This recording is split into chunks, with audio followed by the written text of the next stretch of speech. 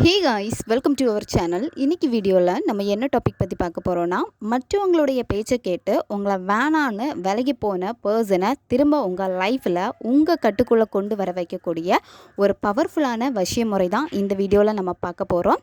நம்ம வீடியோக்குள்ளாடி போக முன்னாடி நம்ம சேனலை நீங்கள் இதான் ஃபஸ்ட் டைம் பார்க்குறீங்கன்னா மறக்காமல் சப்ஸ்கிரைப் பண்ணிக்கோங்க. பக்கத்தில் இருக்கிற பெல் பட்டனையும் கிளிக் பண்ணிக்கோங்க. அப்போ தான் நான் போடுற வீடியோஸ் உங்களுக்கு நோட்டிஃபிகேஷனில் காமிக்கும். உங்களுக்கு எங்கிட்ட பர்சனலாக ஃபோன் கன்சல்டேஷன் எடுத்துக்கணும், இல்லை உங்களுக்கு விருப்பமான ஒர்க் ஷாப்பில் ஜாயின் பண்ணுறதுக்கு நீங்கள் இன்ட்ரெஸ்டடாக இருக்கீங்கன்னா நீங்கள் என்ன இன்ஸ்டா அல்லது மெயிலில் அதுக்கான டீட்டெயில்ஸ் கேட்டுக்கலாம். உங்களுக்கு பர்சனல் டேரோ கார்டு ரீடிங் தேவைப்பட்டனாலும் நீங்கள் என்ன இன்ஸ்டா அல்லது மெயிலில் டீட்டெயில்ஸ் கேட்டுக்கலாம். வாங்க வீடியோக்குள்ளாடி போகலாம். உங்களை உயிராக நேசிக்கக்கூடிய ஒரு பர்சன் இப்போ உங்களை வேண்டாம், மற்றவங்களுக்காக உங்களை விட்டு விலகி போயிட்டாங்க அப்படின்னா அவங்கள உங்களால் மறக்க முடியல, திரும்ப உங்கள் லைஃப்பில் கொண்டு வரணும்னு நீங்கள் எதிர்பார்த்துக்கிட்டே இருக்கீங்க. நிறைய ட்ரை பண்ணி பார்த்துட்டீங்க, அவங்க உங்கள் பேச்சை கேட்குற மாதிரி இல்லை. அவங்க லைஃப்பில் உங்களுக்கு எந்த விதமான சம்மந்தமும் இல்லைன்னு சொல்லிட்டு உங்களை விட்டு விலகி போயிருந்தாங்க அப்படின்னா திரும்ப அவங்கள வரவழைச்சி தரும் இந்த மெத்தடு. நன்மைக்காக மட்டுமே பயன்படுத்துங்க. இந்த மெத்தடை யாரெல்லாம் பயன்படுத்தலான்னா, உங்களை விட்டு பிரிஞ்சிருக்கக்கூடிய பர்சனை திரும்ப அட்ராக்ட் பண்ணுறதுக்கு நீங்கள் பயன்படுத்தலாம். கணவன் மனைவிக்கு இடையில சண்டை பிரிஞ்சிருக்கீங்க, அவங்கள திரும்ப உங்கள் லைஃப்பில் கொண்டு வரணும்னு நீங்கள் இருக்கீங்கன்னா அவங்களுக்காக பயன்படுத்தலாம். பிரேக்கப் லவ் எக்ஸை திரும்ப அட்ராக்ட் பண்ணணும்னு நினைக்கிறீங்கன்னா நீங்கள் இந்த மெத்தடை பயன்படுத்தலாம். ஒன் சைடு லவ்வில் இருக்கீங்கன்னா அவங்க நல்லா பேசியிருப்பாங்க, அதுக்கப்புறமா ஏதோ ஒரு சண்டை உங்களை வேண்டான்னு விலகி போயிருப்பாங்க. உங்களுடைய லவ் ஒன் சைடாக இருக்குது, அவங்கள உங்கள் லைஃப்பில் கொண்டு வரணும்னா நீங்களும் பயன்படுத்தலாம். ஆனால் அந்த பர்சன் வேறு யாரையாவது லவ் பண்ணிகிட்டு இருக்காங்க அப்படின்னா நீங்கள் இந்த மெத்தடை பயன்படுத்தாதீங்க. அவங்க சிங்கிளாக இருக்காங்க மட்டுமா நீங்கள் பயன்படுத்துங்க. இந்த மெத்தடை நீங்கள் எந்த டேயில் ஸ்டார்ட் பண்ணணும்னா அமாவாசை நாளில் தான் இந்த மெத்தடை நீங்கள் செய்யணும். அதை தவிர்த்து பௌர்ணமி நாளில் இந்த மெத்தடை நீங்கள் செய்யலாம். இந்த 2 நாளை தவிர்த்து வேறு எந்த நாள்லையுமே இந்த மெத்தடை செய்யக்கூடாது.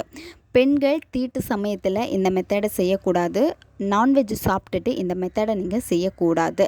குளித்து முடிச்சுட்டு தான் இந்த மெத்தடை நீங்கள் செய்யணும். நீங்கள் ரொம்ப பாசிட்டிவான வைப்ஸில் இருக்கணும். நீங்கள் குளித்து முடிச்சுட்டு வரப்போ உங்களுடைய ஆரா பார்த்திங்கன்னா கிளென்ஸ் ஆகும். ஆறால் இருக்கக்கூடிய நெகட்டிவ் எல்லாமே மாறும். நீங்கள் ரொம்ப பாசிட்டிவாகவும் ரொம்ப சுறுசுறுப்பாகவும் இருப்பீங்க. அதுக்கப்புறம் இந்த மெத்தடை செய்ய ஸ்டார்ட் பண்ணுங்கள். இந்த மெத்தடை நீங்கள் செய்கிறப்போ உங்களுடைய மொட்டை மாடியில் இருந்து நீங்கள் செய்யலாம், உங்களுடைய பூஜை ரூமில் இருந்து நீங்கள் செய்யலாம்.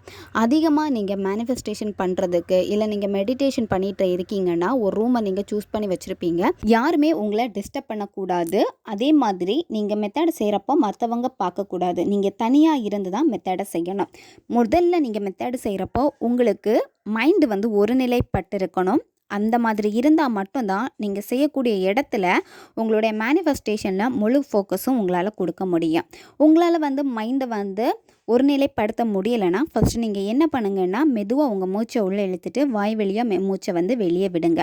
இது ஒரு 10லேருந்து 15 வாட்டியாச்சும் நீங்கள் செய்யணும். இந்த மெத்தடில் உங்களுக்கு ரெட் கலர் கேண்டில் தேவைப்படும். ரெட் கலர் கேண்டிலை தவிர்த்து நீங்கள் பிங்க் கலர் கூட யூஸ் பண்ணிக்கலாம். வேறு எந்த கலருமே இதில் நீங்கள் யூஸ் பண்ணக்கூடாது. இது ரிலேஷன்ஷிப்புக்காக நீங்கள் பண்ணுறப்போ இந்த கலர் கேண்டில் மட்டும்தான் நீங்கள் பயன்படுத்தணும். நீங்கள் பௌர்ணமி அன்னைக்கு இந்த மெத்தடை செய்கிறீங்கன்னா நீங்கள் மொட்டை மாடியில் உட்காந்துட்டு இந்த மெத்தடை செய்யுங்க. நிலவுடைய வெளிச்சம் உங்கள் மேலே படணும். அந்த மாதிரி இருக்கக்கூடிய இடத்த நீங்கள் சூஸ் பண்ணிவிட்டு அந்த இடத்துல இருந்து இந்த மெத்தடை செய்யுங்க. நீங்கள் பௌர்ணமி அன்னைக்கு செய்கிறீங்க, நிலவுடைய ஒளியில் செய்கிறீங்க அப்படின்னா உங்களுக்கு கேண்டில் தேவைப்படாது. அமாவாசை நாளில் பண்ணுறீங்க அப்படின்னா உங்களுக்கு கண்டிப்பாக கேண்டில் தேவைப்படும். கேண்டில் வச்சு தான் நீங்கள் மெத்தடை செய்யணும். இந்த மெத்தடில் அந்த பர்சனுடைய ஃபோட்டோ உங்களுக்கு தேவைப்படும். ஃபோட்டோ இல்லைன்னா என்ன பண்ணுறது, அந்த மாதிரியெல்லாம் டவுட்ஸ் எல்லாம் உங்களுக்கு வந்திருக்கும். ஃபோட்டோ இல்லைன்னா நீங்கள் என்ன பண்ணணுன்னா A4 ஷீட் பேப்பர் எடுத்துக்கோங்க. ப்ளைன் பேப்பராக தான் இருக்கணும், லைன் போட்ட பேப்பராக இருக்கக்கூடாது. அந்த பேப்பரை 4ஆக மடித்து எடுத்துருங்க. நீங்கள் 4ஆக மடித்து எடுக்கிறப்போ அந்த பேப்பரில் பார்த்தீங்கன்னா லைன் விழுந்திருக்கும். அதில் ஒரு பக்கத்தை மட்டும் நீங்கள் கட் பண்ணி எடுத்துக்கோங்க. ஒரு பீஸ் உங்களுக்கு தேவைப்படும். அந்த பேப்பரில் நீங்கள் ரெட் கலர் பென்னுனால் பேர் எழுதணும். அந்த நபரை நீங்கள் என்ன பேரில் அதிகமாக கூப்பிடுவீங்களோ அந்த பேர் தான் நீங்கள் எழுதணும். உங்ககிட்ட ஃபோட்டோ இருக்குன்னா, மொபைலில் ஃபோட்டோ இருக்குன்னா அந்த ஃபோட்டோ யூஸ் பண்ணக்கூடாது. நீங்கள் நெட் சென்டரில் கொடுத்து ஒரு 10 ரூபாய் இல்லை 20 ரூபாய் தான் வரும். அந்த பேப்பரை பிரிண்ட் அவுட் பெரிய அளவுக்கு எடுக்கணும்னு இல்லை. ஆல்ரெடி A4 ஷீட் பேப்பர் நம்ம சொன்ன மாதிரியே அதில் ஒரு சின்ன பீஸ் எப்படி வருமோ அந்த அளவுக்கு நீங்கள் எடுத்தால் போதும். இந்த மெத்தடை செய்கிறப்போ வெறும் தரையில் உட்காந்து மெத்தடை செய்யக்கூடாது. ஏதாச்சும் விரிப்பு போட்டு அதுக்கு மேலே உட்காந்துட்டு தான் இந்த மெத்தடை செய்யணும். இந்த ஃபோட்டோவை அல்லது பேப்பரை உங்கள் முன்னாடி நீங்கள் வச்சுருங்க. கேண்டில் லைட்டில் வந்து மட்டும்தான் இந்த மெத்தடை நீங்கள் செய்யணும். பௌர்ணமி நாளில் வந்து பௌர்ணமி அந்த நிலவுடைய ஒளியில் நீங்கள் செய்யணும். இதில் 3 கிராம்பு தேவைப்படும். இந்த 3 கிராம்பு வந்து மொனை உடையக்கூடாது, முழு கிராம்பாக இருக்கணும். கிராம்புக்கு வந்து எப்பேற்பட்ட நபரையும் வசியமாக்கி கொடுக்கக்கூடிய வசியத்தன்மை வந்து இந்த கிராம்புக்கு இருக்குது. இந்த கிராம்பை வந்து நீங்கள் அந்த ஃபோட்டோக்கு மேலே வச்சுருங்க. அதுக்கப்புறம் நீங்கள் என்ன பண்ணணுன்னா, அந்த பர்சனை நீங்கள் நினச்சி பாருங்கள். அவங்க கூட இருந்த நல்ல மெமரிஸை வந்து நீங்கள் கொண்டு வரணும். அந்த உணர்வு நிலையை நினைக்கிறப்பவே நீங்கள் ரொம்ப சந்தோஷமாக இருக்கணும்.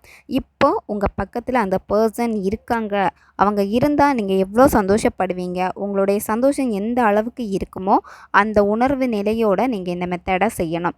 அதுக்கப்புறமா அவங்களுடைய பேரை வந்து நீங்கள் 21 வாட்டி சொல்லணும். அவங்க பேரை வந்து நீங்கள் சொல்கிறப்ப ரொம்ப பொறுமையாக சொல்லணும். ஸ்பீடாக சொல்லி முடிக்கக்கூடாது. மென்மையாக நீங்கள் அவங்கள கூப்பிடணும்.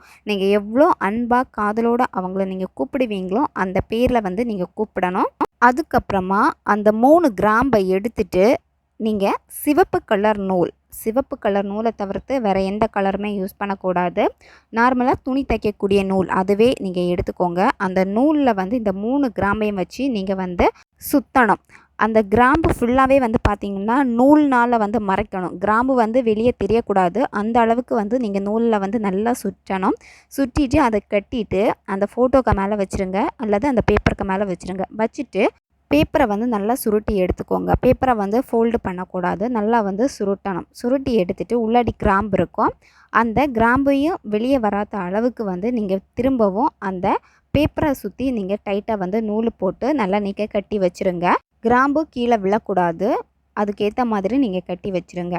நீங்கள் நூல் வச்சு கட்ட ஸ்டார்ட் பண்ணதில் இருந்து இந்த வார்த்தைகளை சொல்லி சொல்லி நீங்கள் கட்டிக்கிட்டே இருக்கணும். கிராம்பை சுற்றுறப்பவே நூலில் நீங்கள் இந்த வார்த்தைகளை ரிப்பீட்டடாக சொல்லிகிட்டே இருக்கணும். இன்று நீ என் கட்டுக்குள் என் அருகில் வந்ததற்கு மிக்க நன்றி. உன்னை என் வாழ்க்கை துணையாக கொண்டு வந்து சேர்த்த இந்த பிரபஞ்சத்திற்கு மிக்க நன்றி. இந்த வார்த்தைகளை ரிப்பீட்டடாக சொல்லி சொல்லி தான் நீங்கள் கட்டணும். அந்த பேப்பரும் நீங்கள் சுருட்டி கட்டுறப்பவும் இதே வார்த்தைகளை நீங்கள் சொல்லணும். இந்த மெத்தடை நீங்கள் எப்போ செய்யணும்னா, நைட் நீங்கள் 11 மணிலேருந்து 1 மணி இந்த இடைப்பட்ட நேரத்துக்குள்ளாடி இந்த மெத்தடை நீங்கள் செய்யலாம். நைட்டு நீங்கள் தூங்குறப்ப தலகாணிக்கு அடியில் இந்த பொருளை வச்சுட்டு நீங்கள் தூங்கணும். காலையில் எந்திரிச்சதுக்கப்புறமா உங்களுடைய மணி பர்ஸ் உள்ள உங்களுடைய பேக் எப்போவுமே நீங்கள் கூடவே வச்சுருக்கக்கூடிய பேக்கில் நீங்கள் வச்சுருங்க. நீங்கள் ஆஃபீஸ் போகிறப்போ நீங்கள் ஆஃபீஸ் பேக் வந்து அதிகமாக யூஸ் பண்ணிகிட்டு இருக்கீங்க அப்படின்னா அதிலே நீங்கள் வச்சுருங்க. உங்கள் கூட இருக்கிற மாதிரி நீங்கள் பார்த்துக்கணும் அந்த பொருள். இன்னொரு விஷயம் என்னென்னா, நீங்கள் வாஷ்ரூம் போகிறப்போ இந்த பொருள் எடுத்துகிட்டு போகவே கூடாது, வெளியே வச்சுட்டு நீங்கள் போங்க. தொடர்ந்து 21 நாட்கள் வந்து இந்த பொருள் உங்கள் கூடவே இருக்கணும். 21 நாள் முடித்ததுக்கப்புறம் நீங்கள் என்ன பண்ணணுன்னா, எங்கேயாவது ஓடுற தண்ணியில் தூக்கி போட்டுருங்க. குளம், ஆறு, ஏரி இந்த மாதிரி சுத்தமான நீர் ஓடைகளை வந்து கொண்டு போட்டுருங்க.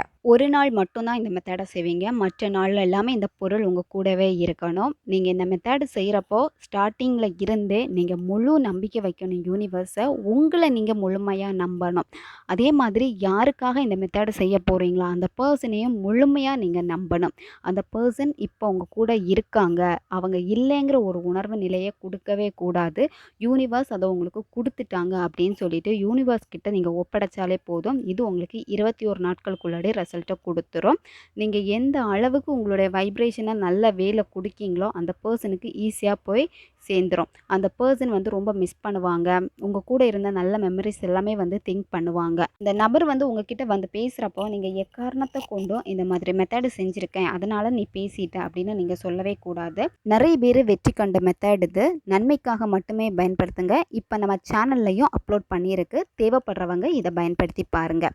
ஓகே காய்ஸ், நம்ம சேனல் உங்களுக்கு பிடிச்சிருக்குன்னா மறக்காமல் சப்ஸ்கிரைப் பண்ணிக்கோங்க. வீடியோவை தேவைப்படுற உங்கள் ஃப்ரெண்ட்ஸுக்கும் மறக்காமல் ஷேர் பண்ணுங்கள், அவங்களுக்கும் இது உபயோகமாக இருக்கும். இன்னும் நிறைய வீடியோஸ் நம்ம சேனலில் அப்லோட் ஆகிட்டே இருக்கும். அதனால் பக்கத்தில் இருக்கிற பெல் பட்டனையும் மறக்காமல் ப்ரெஸ் பண்ணி வச்சுக்கோங்க. அப்போ தான் நான் போடுற வீடியோஸ் எல்லாமே உங்களுக்கு நோட்டிஃபிகேஷனில் வந்துக்கிட்டே இருக்கும்.